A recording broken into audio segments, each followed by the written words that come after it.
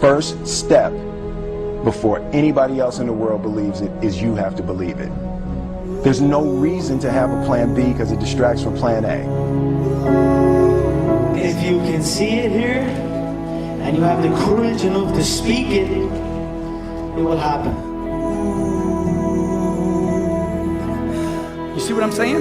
You want to be in a dominating point, okay? So what we got to do is we got to get you thinking. We got to get you thinking like the dominators think. How do they act? How does Warren Buffett act? What does Warren Buffett do with his time all the time? Those are the people I study today. I don't study the people that I went to school with, the teachers I went to school with. I don't even study my own family members, okay? I'm looking for people that are way up here that I can say, hey, what are they doing? Because they're doing it right.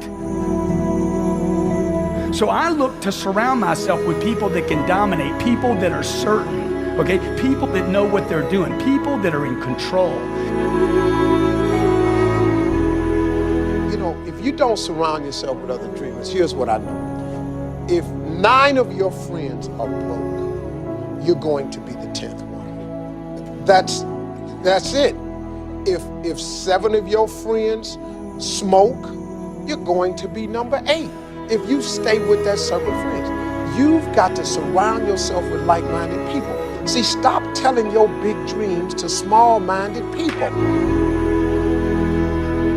If you don't go home tonight tossing and turning, truly making a decision where you're tired and jacked up at the same time, then I'm not talking to you. Weird things happen to people when you make a decision. My mom wanted me to be a truck driver because that would mean I'd make $24,000 a year if I went to Truck Masters, and that would be twice what my father made. And she thought that would happen, but something inside of me said, I don't want to drive a truck. There's something else that matters more to me, and I decided I was not going to go for money instead of passion. And the rewards have been pretty amazingly better than being a truck driver. It's not bad being a truck driver, it's just not what I was after. And I look back, and one of the things that helped me was my original teacher, Jim Rohn, who's a personal development speaker. I went to hear when I was 17. He said something the first time I heard him, and he said, you know, it's really simple. If you want life to change, you got to change. If you want life to be better, you've got to get better. It's the only way it happens. And luck will show up for people and to leave them. But if you're constantly improving who you are and what you give, game over.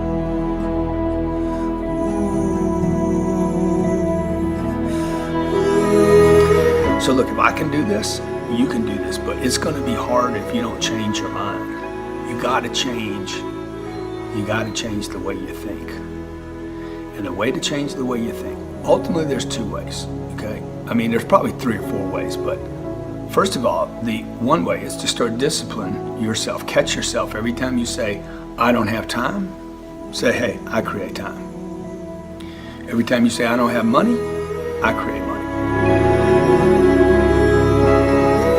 I put the third eye on Einstein's forehead because I respect him as a visionary and a person that can see what doesn't exist in most people's eyes. Most of you guys focus on all of the things that you can see.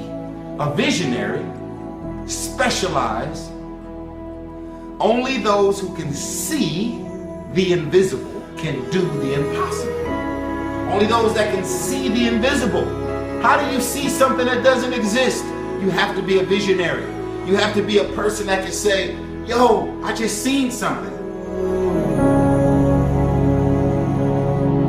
I'm talking about people that really want to figure out how to move themselves forward. And you know, I find that so many of us think that our dreams are unreachable or unrealistic, and it's just so sad. I mean, people think that their dreams disappear. And if that's what you think, congratulations, you're officially stuck. And the truth is that our dreams are always there, and they don't ever give up on us, we give up on them. But here's the secret. If you just force yourself, and I mean force, because I know damn well none of you want to do anything about this, but if you just force yourself to take a couple small steps, there's always a surprise. Everything I've ever done started with a fear. That fear of having a dream, and that fear of, oh, I can't dream that, you know, I'll never be able to do that. Right. You know, it was important to know that, yes, you can have that dream, but you have to know, honestly, what it's gonna take for you to achieve that dream. And so then I came up with the quote, and it goes for everybody, all genders, all races. You know, don't be afraid to close your eyes and dream, but then you have to open your eyes and see the reality of what it's going to take for you to achieve that dream. And a lot of people, they kind of see, whether it's musicians or athletes or entertainers or even just successful people, but they don't understand the thing that it takes for them to get to the point that they've gotten. And you know, that's why it's a very important quote to me, and I think it, you know, it has inspired people, and it inspires me every day. See, this is what people do. They set a target. You remember when you were a kid and you set targets that were big, giant, had nothing to do with reason? They were giant, right? And then you had some difficulty getting to it, and somebody said, what? Dude, your goals are unrealistic. You need to drop your goals down. And add 40 years and end up with nothing. Certainly not congruent with your potential. How many believe you have more potential than you're going for right now? Dude, it's way up here. It's beyond what you're going for. So you want to set it here. I want to set my targets up here. I never lower a target. Never, ever.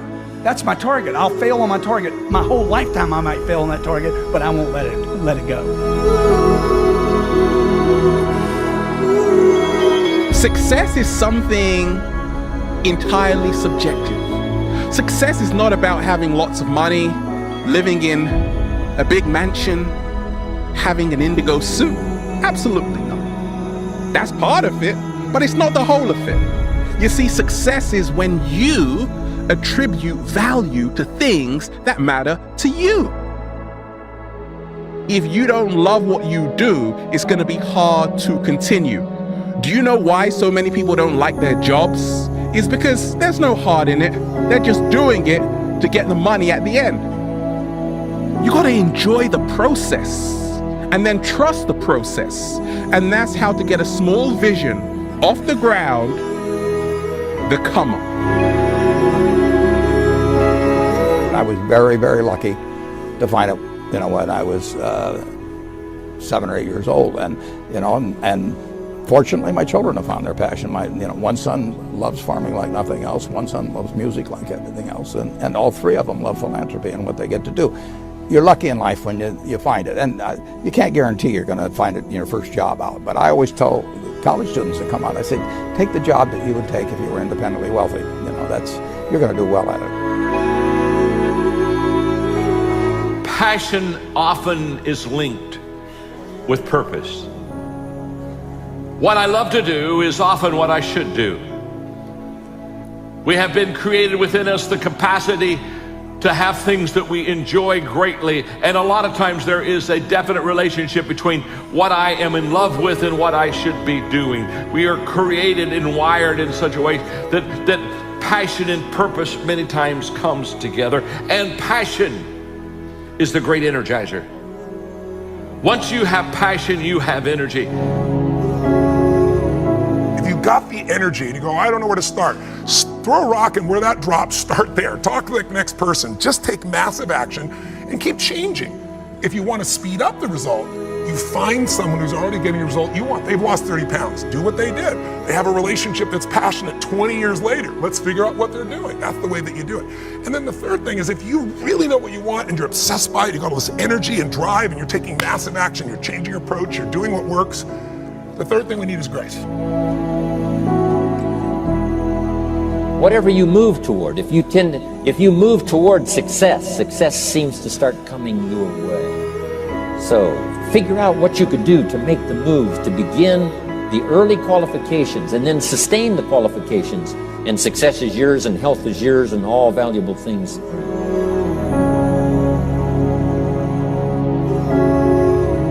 So the point is you don't have to wait in line. You don't have to do it the way everybody else has done it. You can do it your way. You can break the rules. You just can't get in the way of somebody else getting what they want.